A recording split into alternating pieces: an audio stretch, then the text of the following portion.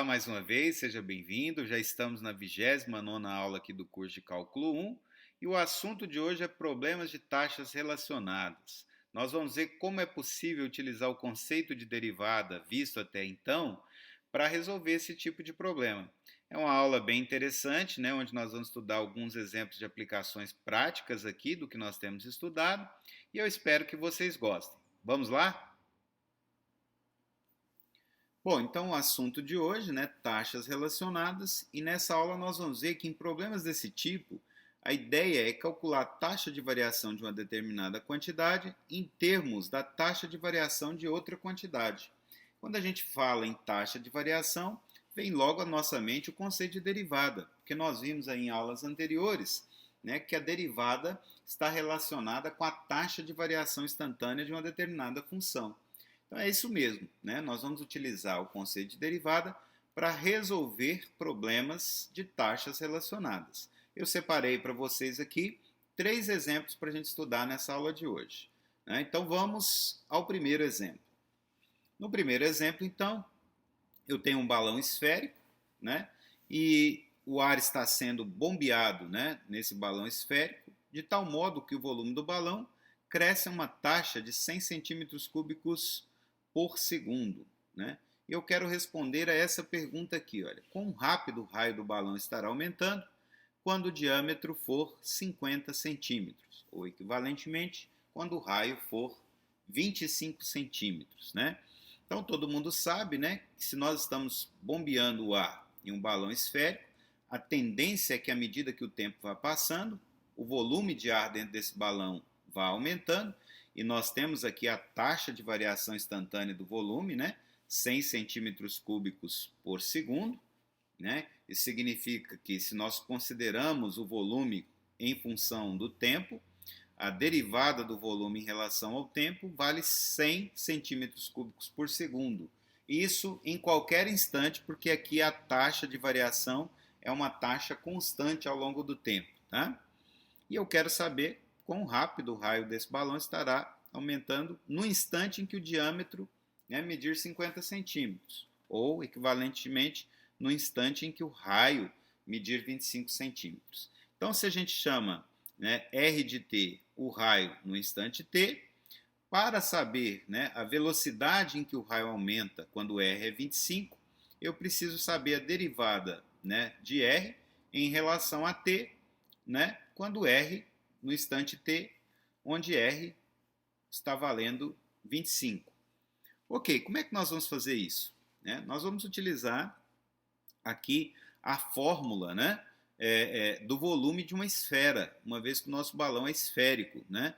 Qual é a fórmula do volume da esfera? Nós sabemos que a fórmula é essa aqui, olha, V igual a 4 terços de πr ao cubo.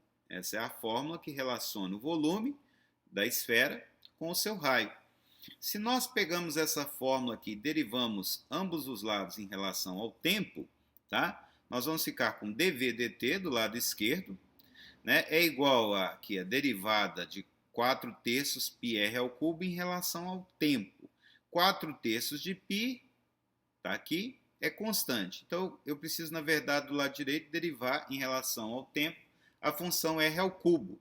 A derivada de r ao cubo em relação ao tempo vai ficar 3r ao quadrado dr dt. Aqui esse dr dt é utilizando a regra da cadeia, tá, ok? Esse 3 com esse 3 eu posso cancelar, então aqui no numerador eu vou ficar com 4πr ao quadrado, e aí isolando o dr dt em função do dv dt, né, eu posso passar o 4πr ao quadrado dividindo aqui, e eu fico com dr dt é 1 sobre 4πr ao quadrado dv dt. Ok, então agora eu tenho uma relação aqui, né, entre a derivada de r em relação a t com a derivada de v em relação a t, né?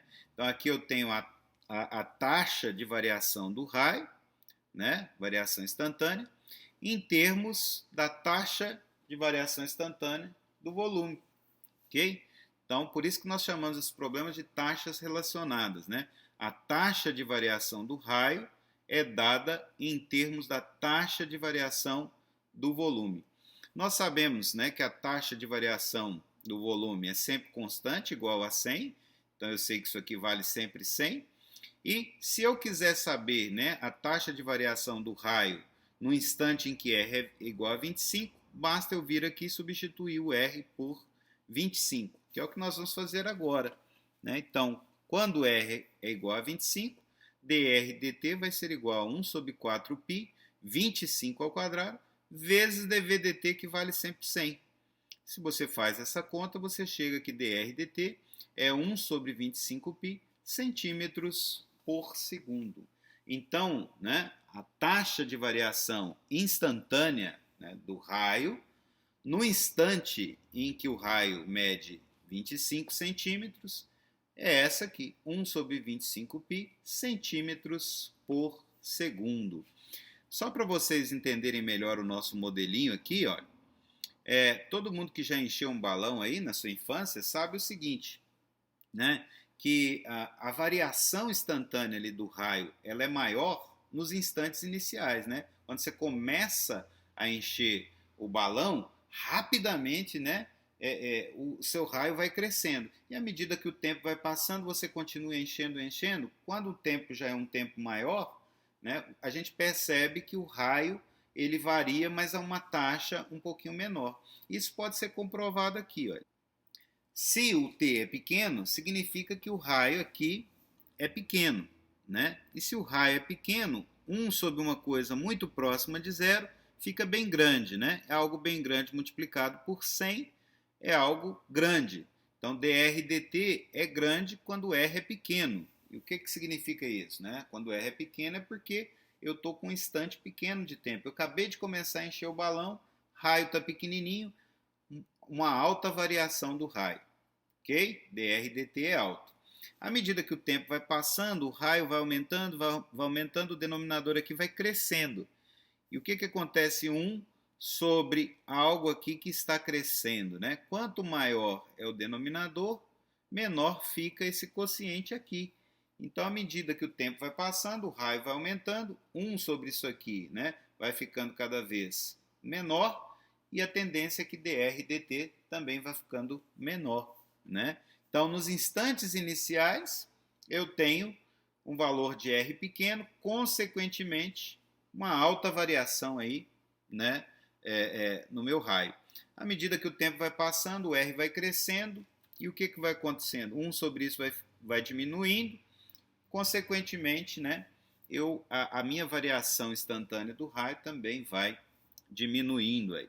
Okay? Então, isso mostra que o nosso modelo está de acordo com a realidade. Bom, no segundo exemplo, né, nós temos um tanque de água em forma de um cone circular invertido, está aqui, olha, tá? Com o raio da base medindo 2 e a altura medindo 4. Tá? Eu tenho a água sendo bombeada aqui nesse tanque a uma taxa de 2 metros cúbicos por minuto. Tá?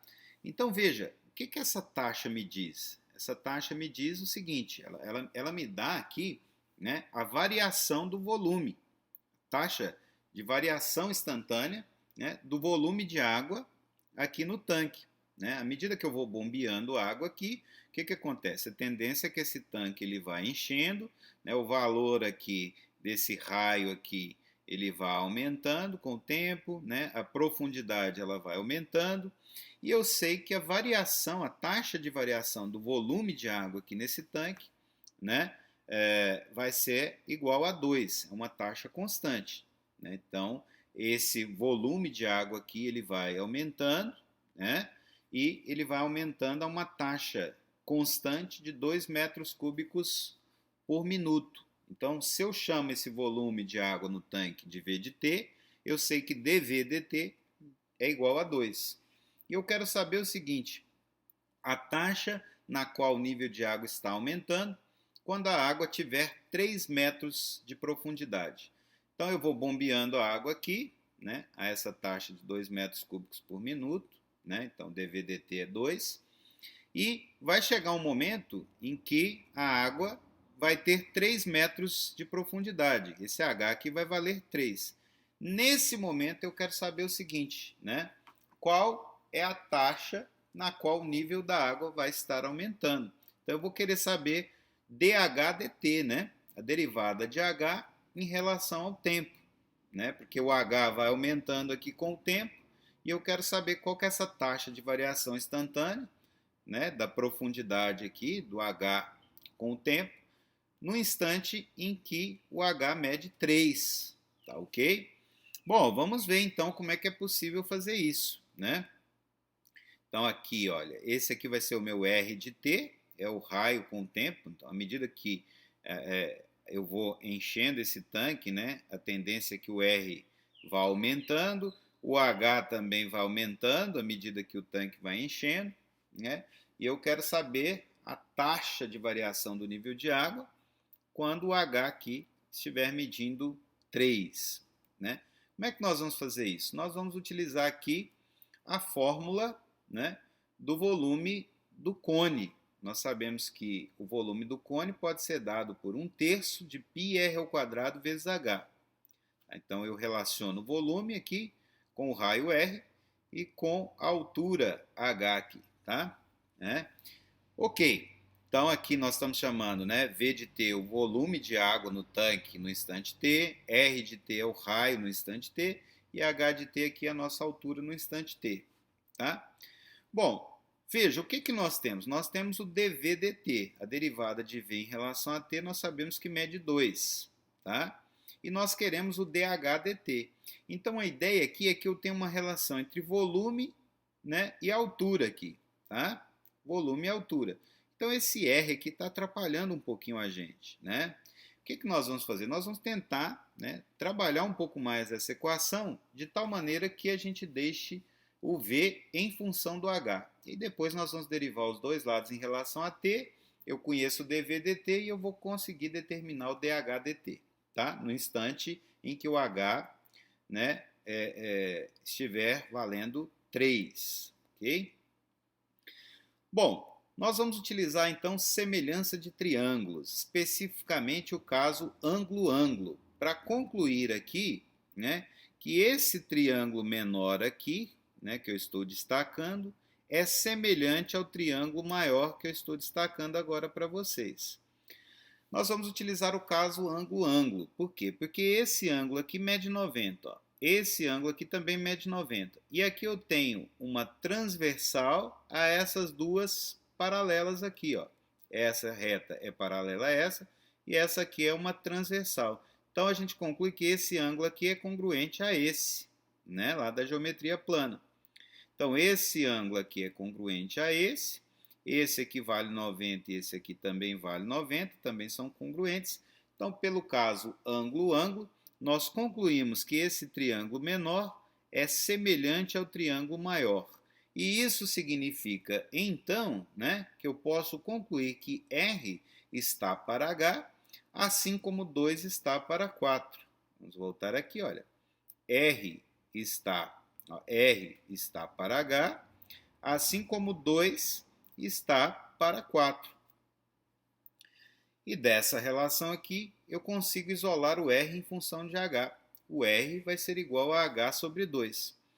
Eu vou voltar aqui na equação anterior e substituir, né? Onde tem R, eu vou colocar H sobre 2. Então, aqui vai ficar H ao quadrado sobre 4. Né? H ao quadrado vezes H vai dar H ao cubo. E 4 vezes 3 aqui vai dar 12. Então, V é igual a 1 sobre 12 π H ao cubo. Ok, agora nós estamos na situação ideal. Eu vou pegar essa relação de igualdade e derivar ambos os lados em relação ao tempo. Né? Derivando ambos os lados em relação ao tempo, eu tenho que dV dt, né, é igual aqui, né, a π sobre 12, derivada de H ao cubo em relação a t. Pela regra da cadeia, isso vai ser 3h ao quadrado dH dt. Aí o 3, que vai aparecer com o 12 aqui, vai ficar só π sobre 4. Né? Aqui vai ficar h ao quadrado dH dt. Okay? Isolando dH dt em função do dV dt a partir dessa igualdade, nós chegamos que dH dt é 4 sobre πh quadrado dV dt. Como eu sei que dV dt mede 2, né? DV dt então é igual a 2, né? No instante que o h vale 3, se nós substituímos aqui o h por 3 e o dv dt por 2, nós chegamos que dh dt, né, que mede aí o que nós queremos, que é a taxa de variação instantânea aí, né, da profundidade no instante em que essa profundidade for 3. Então isso vai dar 4 sobre π vezes 3 ao quadrado, que é 9, vezes dv dt aqui, que é 2. 4 vezes 2, 8, então vai ficar 8 sobre 9π, né, metros por minuto, ok? Então essa é a taxa de variação instantânea, né, da altura aí, da água no tanque, no instante que essa altura aqui, né, mede 3, ok?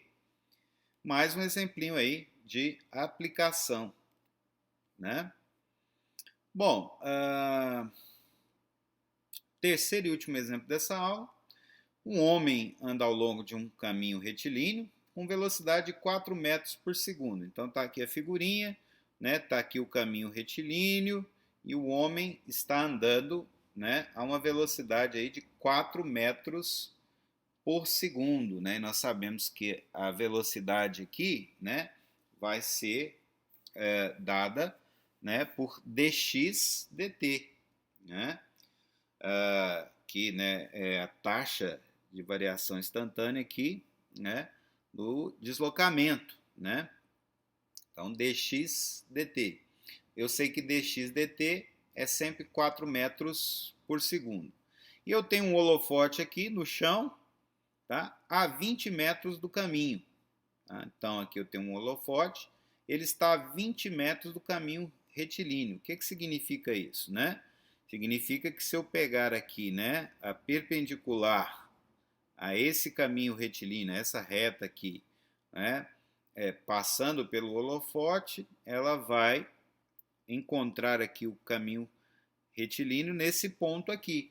E essa distância, esse comprimento aqui, mede 20. Tá? Então, se eu traço uma perpendicular, né, do holofote até o caminho, né, nós teremos aqui o pé dessa perpendicular e esse comprimento aqui mede 20, né, que é a distância do holofote até essa reta aqui, né, aonde o homem está caminhando. Então, esse tamanho aqui vai ser 20 metros. E eu quero saber o seguinte, a que taxa o holofote está girando quando o homem está a 15 metros do ponto do caminho mais próximo do holofote? Qual é o ponto do caminho mais próximo do holofote? Exatamente o pé dessa perpendicular, né? Nós utilizamos aí a geometria e nós sabemos que o ponto mais próximo, né, do holofote é exatamente o pé dessa perpendicular, esse ponto aqui. Então eu quero saber o seguinte, olha, se eu começo a medir a partir daqui, né, desse ponto do caminho mais próximo do holofote, eu quero saber quando ele estiver a 15 metros, ou seja, quando o x for 15, né, qual é a taxa, né, de variação aqui, né, de θ dt. Ou seja, quando o homem vai andando aqui, se o holofote vai acompanhando, eu tenho uma rotação aqui, né? E essa rotação é mensurada, essa taxa de rotação é mensurada, né, pelo cálculo de dθ dt, a derivada de θ em relação a t. Então eu quero saber qual é a derivada desse ângulo θ aqui em relação ao tempo, né, no instante em que o homem estiver a 15 metros aqui do pé dessa perpendicular. Né? Então, se eu começar a contar daqui, né, se aqui for o instante inicial e eu for medindo, né, então ele está andando, num determinado instante eu estou chamando isso aqui, o quanto ele andou, de x. Eu quero saber o seguinte, quando o x estiver valendo 15, né, qual é o valor aqui de dθ dt? Isso equivale a dizer, né, a que taxa o holofote está girando no momento em que o x aqui está valendo 15, ok? Bom, vamos fazer isso então, tá? Nós sabemos o seguinte, olha, que tangente de θ é x sobre 20, porque como esse triângulo aqui é um triângulo retângulo, né? E nós sabemos aqui que a tangente de θ, né, ele é o cateto oposto, que nesse caso vai valer x, dividido pelo cateto adjacente, que mede 20. Então, nós sabemos que tangente de θ é x sobre 20, né? X sobre 20. Cateto oposto sobre cateto adjacente. Bom, daí a gente pode isolar o x e a gente chega à conclusão de que x é igual a 20 tangente de θ. Derivando dos dois lados em relação ao tempo, né? Porque aqui, você concorda que à medida que o homem vai caminhando, né, x vai variando com o tempo, vai aumentando, né? E o ângulo θ também vai aumentando, porque o holofote vai acompanhando, esse ângulo aqui vai aumentando com o tempo. Então, tanto x quanto θ, né, variam aí com o tempo.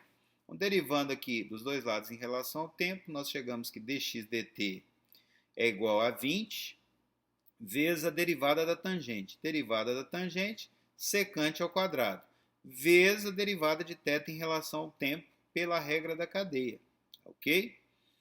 Bom, ok. Nós sabemos que o dx dt, que é a velocidade, né, vale sempre 4, né, que é a taxa de variação aí do deslocamento, né? Então, como nós sabemos, né, que dx dt, que é a velocidade, vale 4, se nós substituirmos aqui por 4 e dividimos por 20, 4 sobre 20 é a mesma coisa que 1/5. E lembrando que secante ao quadrado é 1 sobre cosseno ao quadrado, esse cosseno ao quadrado vai estar no denominador, a gente passa multiplicando, ele vai aparecer aqui. Nós chegamos à conclusão de que dθ dt é 1/5 do cosseno ao quadrado de θ. Então veja, eu já tenho uma expressão para a taxa de variação instantânea, né, do ângulo, ok? Que está medindo aí, né, a velocidade, né, da rotação aí desse holofote, né, à medida em que o homem vai caminhando. E eu quero saber essa taxa de variação instantânea do ângulo no momento em que o x, né, que o deslocamento aí está valendo 15, tá? Bom, como é que nós vamos fazer isso? Nós precisamos descobrir aí quanto que é o cosseno de θ quando o x é 15, tá? Se a gente aplica Pitágoras aqui, né, nós vamos ver que quando o x vale 15, o terceiro lado do triângulo deve valer 25. Nós temos aqui um triângulo retângulo. Se eu substituo o x por 15 aqui, ó, e aplico Pitágoras, eu sei que esse lado ao quadrado vai ser 20 ao quadrado mais 15 ao quadrado, tá? E aí eu vou chegar que esse lado aqui, no momento em que x vai valer 15, ele tem que valer, aplicando Pitágoras, tem que valer 25, ok? Bom, mas se esse lado aqui, né, quando o x for 15, esse lado está valendo 25, aplicando aqui o cosseno, né, nós sabemos o seguinte, que cosseno de θ, né, ele é cateto adjacente sobre a hipotenusa, e a hipotenusa vai valer 25, então vai ficar 20 sobre 25. 20 sobre 25, simplificando, é a mesma coisa que 4/5. Então, quando x é igual a 15, o cosseno de θ vai valer 4/5. Então, né, eu posso vir aqui, substituir cosseno de θ por 4/5. Então, dθ dt vai ser 1/5 de 4/5 ao quadrado. Então, a taxa de variação instantânea, né, do ângulo, né, θ, no momento, né, em que x vale 15, é de 16 sobre 125 radianos por segundo. Ok? Com isso, pessoal, a gente fecha aí o nosso último exemplo dessa aula e a gente percebe aí, né, que a gente pode aplicar esses conceitos, né, o conceito que a gente aprendeu de derivada, né, na resolução de problemas práticos, né? Aqui, por exemplo, nesse último probleminha, nós queríamos saber a taxa, né, em que taxa o holofote está girando, né, quando o homem está a 15 metros do ponto caminho mais próximo do holofote, né? Então, qual que é a taxa de variação instantânea desse ângulo aqui, θ, no momento em que o x é 15, ok? Né? Vai me dar a velocidade, né, em que esse holofote aqui está girando, né? Está girando com uma velocidade maior ou menor. A velocidade aí, dθ dt, né? no instante em que o x era 15, nós vimos que dava isso aqui, ok? Vimos também no exemplo 2 aí, né, como determinar aí, né, a taxa de variação do nível da água, taxa de variação instantânea do nível da água no instante em que ela estava a 3 metros de profundidade, né? Se você, eu vou deixar como exercício para você fazer aquela mesma análise que nós fizemos no exemplo 1, né? Porque aqui nós obtivemos uma relação, né, entre a taxa de variação da altura em termos da taxa de variação do volume, né, ao longo do tempo, tá? Então, aqui você tem aquela mesma brincadeira, né? Quando o H é pequeno, né, o que vai acontecer com o dH/dt? Vou deixar para vocês analisarem. À medida que o H vai aumentando, o que vai acontecendo com o dH/dt? Tá? E aí você vem aqui no desenho, na situação concreta, e vai analisando se isso condiz com a realidade. Ok? Certo, pessoal? Então, para essa aula, era isso que eu tinha para falar com vocês. Eu espero que vocês tenham gostado e a gente se vê numa próxima.